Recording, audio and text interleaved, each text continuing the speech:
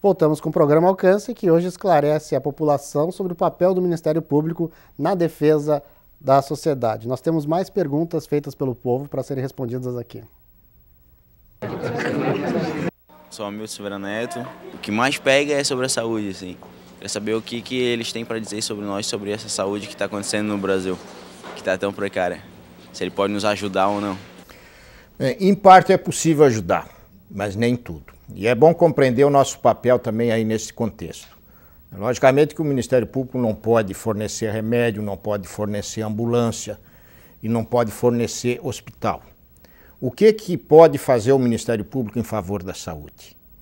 Há determinadas normas, a partir da própria Constituição, que obrigam os poderes públicos a implementar determinados serviços e políticas na área da saúde. Então, o que nós podemos fazer é o seguinte: se determinado município, por exemplo, está obrigado a aplicar 13% da sua receita em serviços de saúde e não o faz, nós podemos ingressar com uma ação obrigando o prefeito a aplicar essa importância. E da mesma forma podemos fazer isso em relação ao Estado. Então, a contribuição que nós podemos dar é exatamente nesse sentido: fazer com que sejam cumpridas efetivamente as leis que garantem direitos ao cidadão, né, de usufruir de bons serviços de saúde. Porque é papel do Ministério Público garantir os direitos também da pessoa, aquele que é indisponível, como a saúde, a vida. E aí que entra também o Ministério Público, quando a falta de prestação de serviço do município ou do Estado está ameaçando até a vida de uma pessoa ou de um grupo de pessoas. Exatamente, é porque nós não podemos fazer o aceno, por exemplo, de que vamos poder atender individualmente as pessoas que não possam, de repente, ter acesso a um determinado serviço de saúde. Esse papel não nos é dado pela lei. Esse é um trabalho que certamente será confiado à Defensoria Pública. A Defensoria Pública é que vai atender as pessoas necessitadas, obviamente, né, que não puderem ter acesso a determinados serviços de saúde e aos quais elas tenham direito, elas poderão recorrer à Defensoria Pública. A Defensoria Pública, então, vai buscar isso em juízo. Ok. Vamos, então, a mais uma pergunta. Meu nome é José Luiz de Souza, trabalho como panfleteiro. Eu queria saber como o Ministério Público defende a questão do meio ambiente. Bem, nós temos, para efeito de defesa do meio ambiente, algumas parcerias importantes. Uma delas é com a Polícia Militar Ambiental. A Polícia Militar, no seu trabalho de patrulhamento, ela tem identificado muitas situações de agressão ao meio ambiente. E a partir dos laudos, dos autos de constatação elaborados pela Polícia Ambiental, o Ministério Público ingressa, então, complementarmente com as medidas penais e civis cabíveis para aquela situação. Porque nós temos hoje uma legislação muito fértil, muito rica em matéria ambiental, inclusive com previsão de vários crimes por agressão ao meio ambiente. E essas situações são identificadas aqui no Estado fundamentalmente pela Polícia Militar Ambiental, assim como podem ser identificadas também por qualquer cidadão, por qualquer outro órgão público. Mas a Polícia Ambiental tem feito um trabalho importante.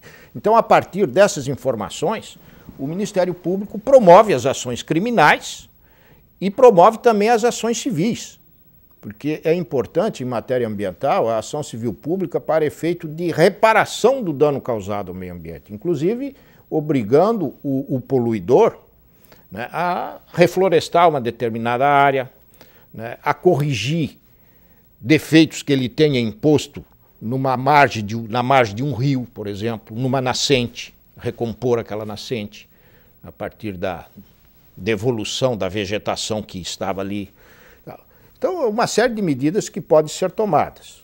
E em relação à poluição do ar, em relação à poluição sonora, há normas que disciplinam todas essas situações.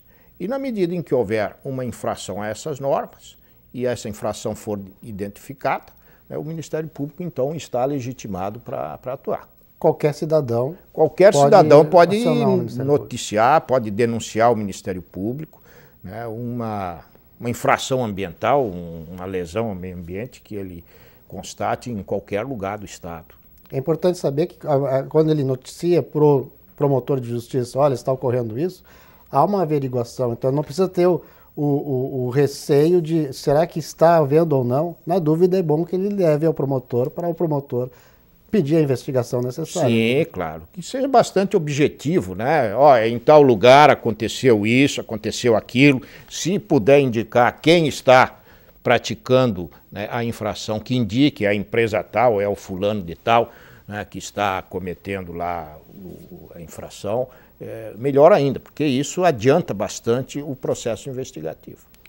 Procurador, nessa pesquisa de opinião que foi feita durante o trabalho do planejamento estratégico, era muito interessante, porque, num primeiro momento, 60% das pessoas disseram que conheciam o Ministério Público. Quando os pesquisadores começaram a perguntar mais sobre isso, viram que conheciam de forma errada, ou seja, eu achava que o Ministério Público fazia isso, mas não era ele que fazia isso. Há uma confusão muito grande.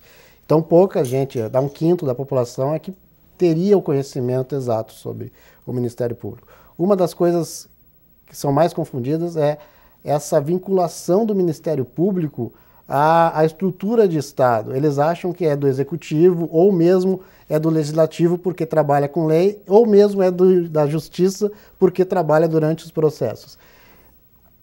Como explicar essa vinculação do Ministério Público à estrutura de Estado, procurador? Eu acredito que essa noção ela é histórica, é cultural, porque, de fato, não faz muito tempo, né, que o Ministério Público era vinculado ao Poder Executivo. Né, e houve tempo também que era vinculado ao Poder Judiciário um pouco mais remotamente.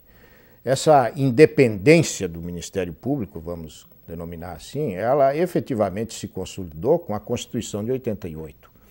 Então, hoje o Ministério Público, na verdade, não pertence nem ao Executivo, nem ao Legislativo e nem ao Judiciário.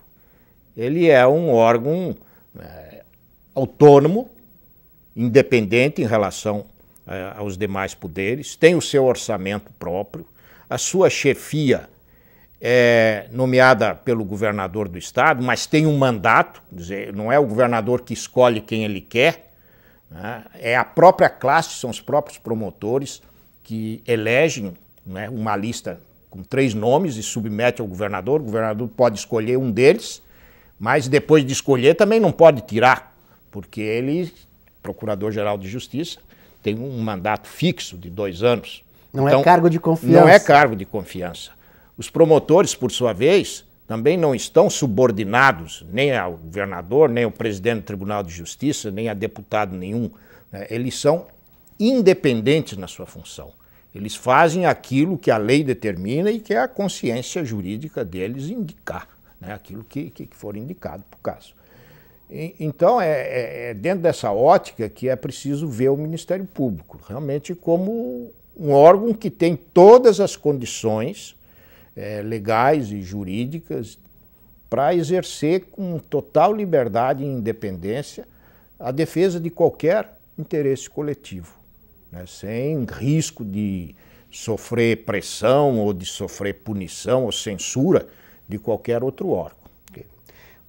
No final do programa, a gente costuma dar uns 30 segundos, assim, 1 minuto para uma mensagem final do convidado, para se dirigir à população dentro do tema do programa. Que recado o senhor teria para dar para o público que está nos assistindo? Eu diria o seguinte, que eu sempre gostei de uma palavra que se chama humildade, sabe? E como uma instituição pública, o Ministério Público precisa ser humilde. Reconhecer que pode fazer muita coisa, sim, mas que ainda está devendo muito, mas que quer fazer mais. E para isso ele precisa do apoio da sociedade.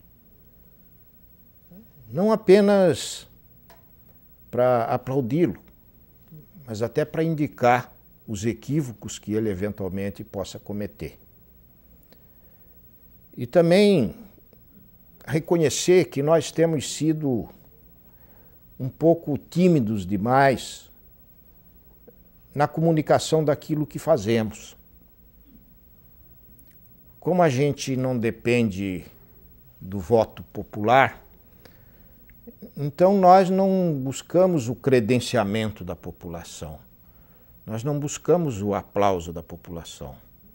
E com isso, muitas vezes se deixa de noticiar fatos e realizações, ações importantes que acontecem, porque parece que há uma espécie assim de timidez, de vergonha, né, de noticiar isso. Eu acho que talvez por isso até é que a sociedade ainda não tenha uma noção exata, né, de como atua, onde está situado, o que faz o Ministério Público, talvez por isso. Mas queremos, né, nos postar com bastante humildade diante da população, reconhecer que ela é nossa credora, tá? Que nós temos ainda muito a fazer e que queremos fazer.